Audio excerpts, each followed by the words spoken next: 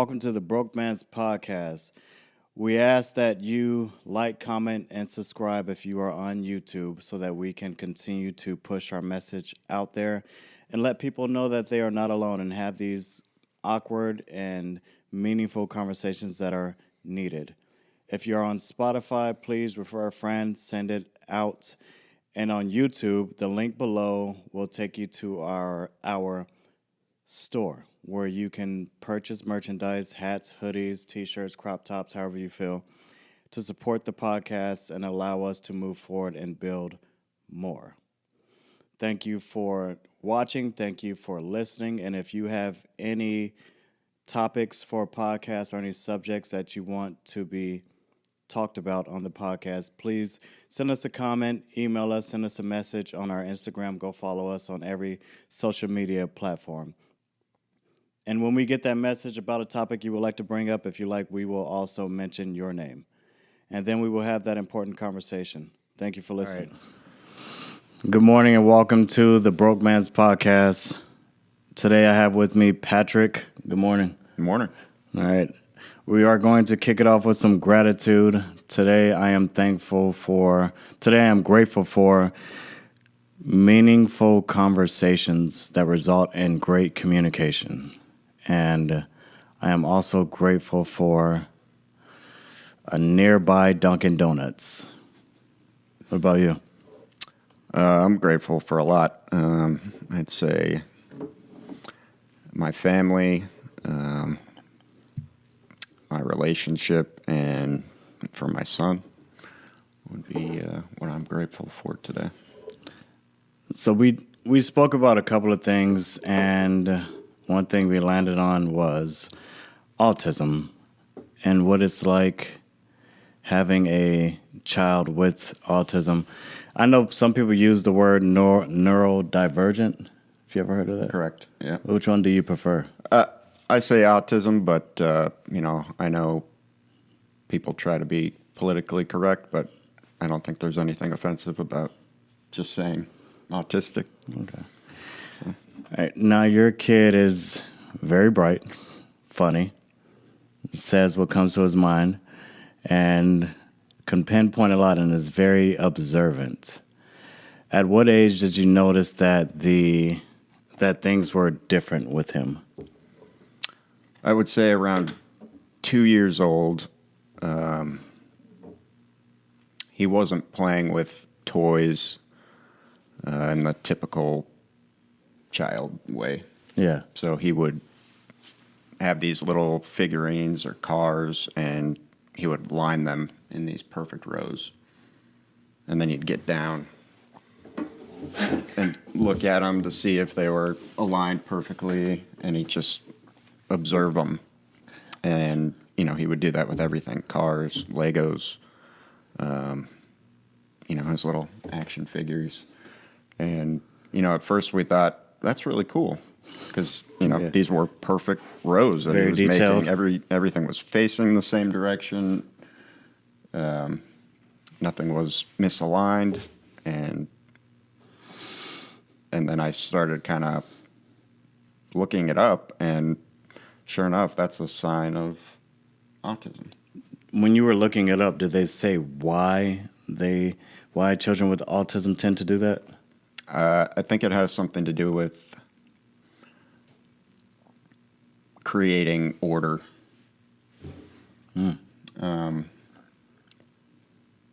Not only that, but I don't think they play with toys like a typical child, because the way they think is not the same. Like imaginative play is not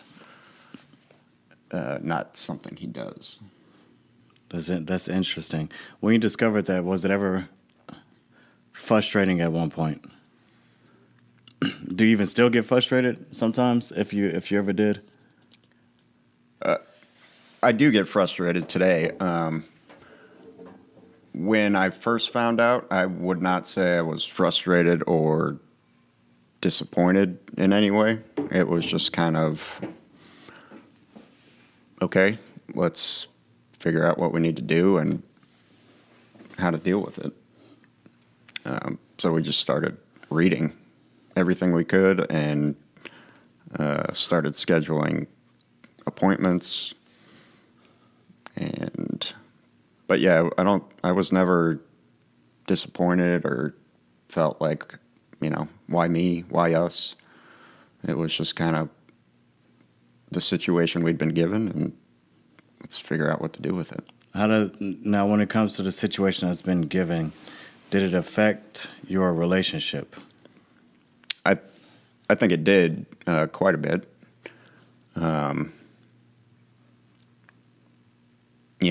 One thing, because of his autism and the special needs he did have, I never felt comfortable using any kind of childcare.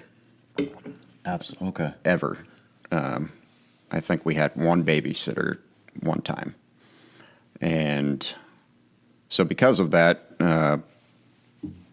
my wife at the time and we always worked opposite schedules. So one of us was always with them. So, yeah, I mean, that's not a great way to have a relationship, never seeing each other. So, sure, in that way, I'm sure it affected absolutely the relationship. Man, even alone in that, the devil's in the details. Yeah, all between it and whatnot. When it comes to autism and learning your child after time, did you do a lot of studying and read books? Read a lot of books, and probably have read more books on autism than on any other subject. And I did get a lot of good information, but as you continue to read, you quickly realize that nobody knows what causes it. There's a lot of theories out there, but could be environmental, could be genetic, could be vaccines, could be, who knows? Nobody knows.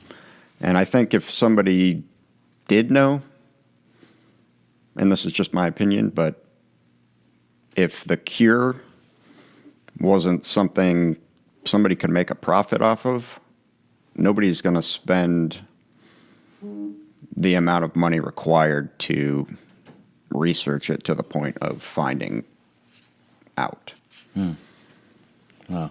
When it comes to your son, when you guys are going places, do you have to choose where you're going wisely, and why so? If you do,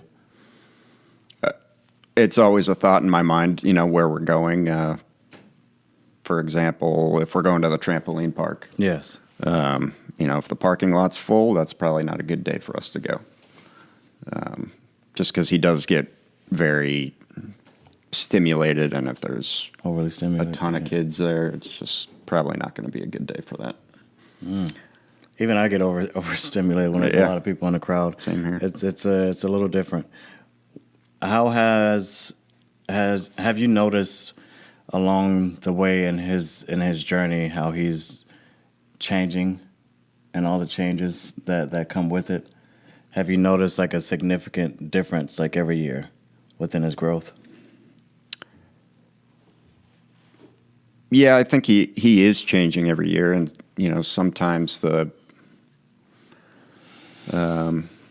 his behaviors seem to kind of come in cycles. So he may be very frustrated,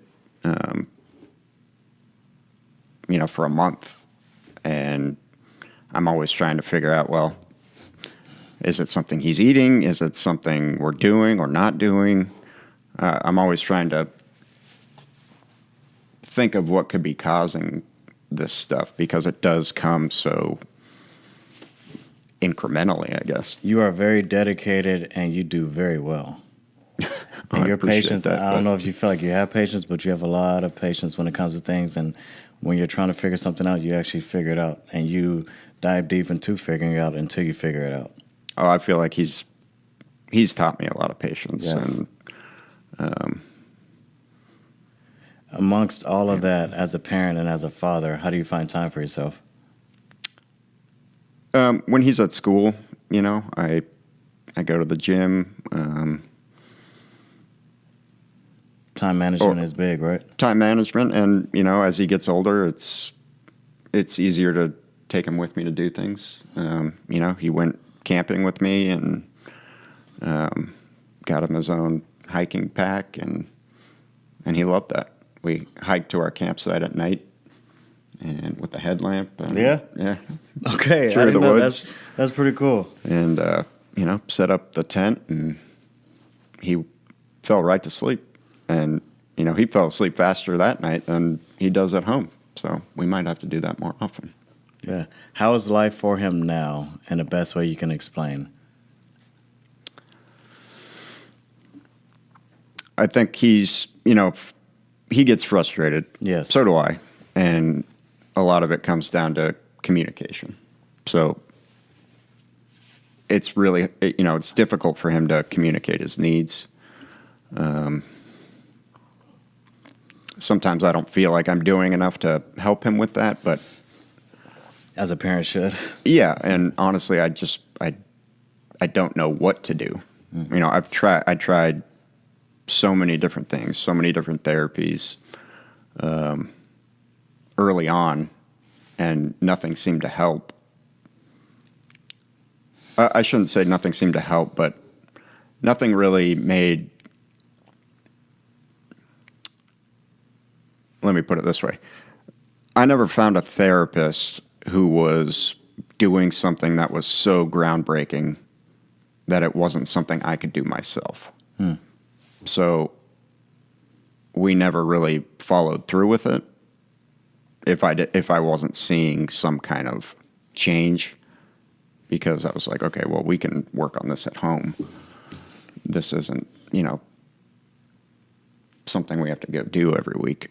What's been the biggest help for him and for you?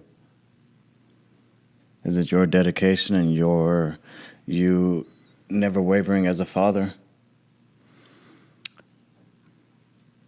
That's what it is from my eyes, from what I see. Well, I guess I'd like to think that, but you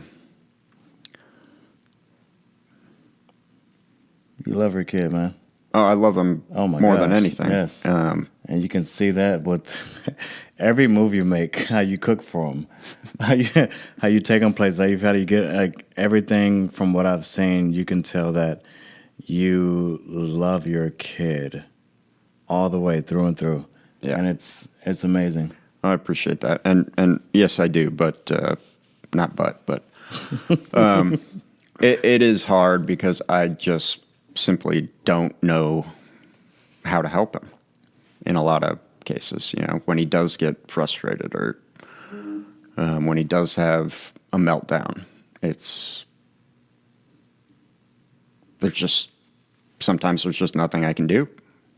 I try and comfort him, I try and be there for him, but a majority of the time I don't know what's causing it. And when he's stimming, how is it when he's stimming? I don't think you've really seen a full-on meltdown. No, not yet. But they can be intense, and it's the more you try and help him or comfort him, you're almost making it worse, because he's already gone to some place in his mind where nothing's going to help. Okay. So, and it's hard to think that, okay, well, I'm just going to have to let him kind of work this out. It's kind of hard to just sit next to him and let him have to go through it. Yeah. Has he ever, I know with a couple of my friends that have children with autism at a young age, they like to be held tight. Yeah. Has he ever been like that? Yeah. He loves being held tight. He loves, kind of roughhousing, wrestling. Yes, he does. Oh, man. He'll let you know, too. Yeah. He's ready to play. Yeah. He'll pull me into the room and be like, okay, get on the bed. That's funny. I've watched that. I watched it say, no, we're playing now. Yeah. Yeah. And that's funny. He is that way, yes. Yeah. He loves roughhousing. He loves any kind of thrill-seeking, whitewater rafting, roller coasters. He's a thrill seeker for sure. What's your biggest fear as a father for your son? It could come from, I know it comes from so many different lanes. My biggest fear is who's going to take care of him when I'm gone. Mm. Okay. Yeah, I think about it all the time. Okay. What about as he gets older and learning to live alone and learning to be truly independent in some ways? Is that a fear? Yeah. Yeah, it's a fear that, I hope he's, able to get to that point. I'm prepared for him to live with me for as long as it takes. Absolutely. But yeah, I have no doubt he's going to get to the point where he can, take care of himself on some level and, get a job. And, I just want him to find, you see all these autistic kids who find these, they're all good at something. Mm-hmm. They're all really good at something. Whether it's singing or playing the piano. And I just hope he's able to find that. And without him being able to tell me, what he likes. I can tell what he likes by, what makes him happy when we go do it. That certain pinpointed. Right. Yeah. But all I can really do at this point is keep introducing him to new things. And, I hope someday something is just like clicks for him. And he's like, this is it. This is it. This is it. Whether it's swimming or running or hiking, backpacking in the woods. I like that. So. What would you say out there to the parents that have neurodivergent children or autistic children? I think the thing that changed my life the most was reading this book, The Reason I Jump. Because everybody, when they're around Caden, they're always like, wouldn't it be amazing to know what's going on in his head? And I'm like, yeah. What's that book about? So it's a nonverbal autistic boy who wrote it, similar to Caden, and he's able to write using a letter board. So he just aligns the letters of an alphabet, and this book was written that way. But it is the best way to get an insight into what's going on inside an autistic child's head. And I think the biggest thing I would tell to anybody, whether you have an autistic child or a friend, whatever, is once you know that inside their head is a brain that's working perfectly well, better than ours. Yeah. Outwardly, it may not seem so, but on the inside, it's working, and they are very aware of everything. So I think once you realize that, it will change the way you talk to them and treat them.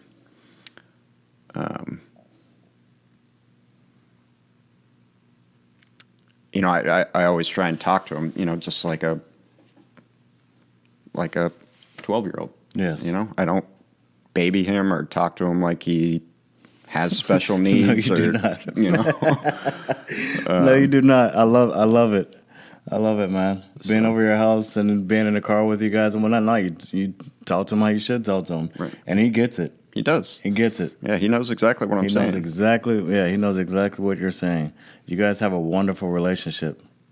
You do. Yeah. And this is from a person seeing it from the outside and coming over your house and spending time with you guys. You guys have a wonderful relationship. And he knows you. Oh, yeah. Yeah. Yeah. Yeah, he can't respond like your typical kid would respond to a parent, but he's, fully aware of what I'm talking about and what I'm asking him. He's fully aware of what he wants, too. He is. Oh, man, he'll tell you. Yep. Oh, yeah, I've gotten the opportunity to witness that. He could tell you exactly what he wants. Yep, in his own way, he'll tell you exactly what he wants. You better listen. Yep. And you better try it, Yeah. I think one of the most frustrating things for him is when he's trying to tell you what song he wants to listen to. Yes. And he'll try and say a lyric that he heard while he was listening to the song, and if I don't know the song, then I don't know the lyrics. And he will do everything he can to try and find a YouTube video or find a picture or something to tell me what that song was. Like, for example, if we were listening to the song in my car and the best thing he could find was a picture of my car on my phone, yes, he would show it to me, and that would be him saying, remember, we listened to this song in the car, put it on. You know, sometimes that's not enough for me to figure out what song it was. And things like that are what creates frustration for both of us, because I know what he's trying to ask. I just don't know the answer. Yeah. That's good. That's good. That's really good. What else does he like? Anything sensory, so including exciting things like roller coasters. But, you know, he loves the water. He loves swimming, loves showers, loves baths, likes to swing.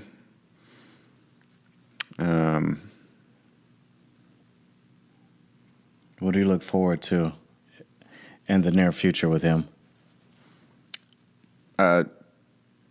Just watching him grow. You know, he's got some issues right now, like migraines, that we're pretty sure are hormones, but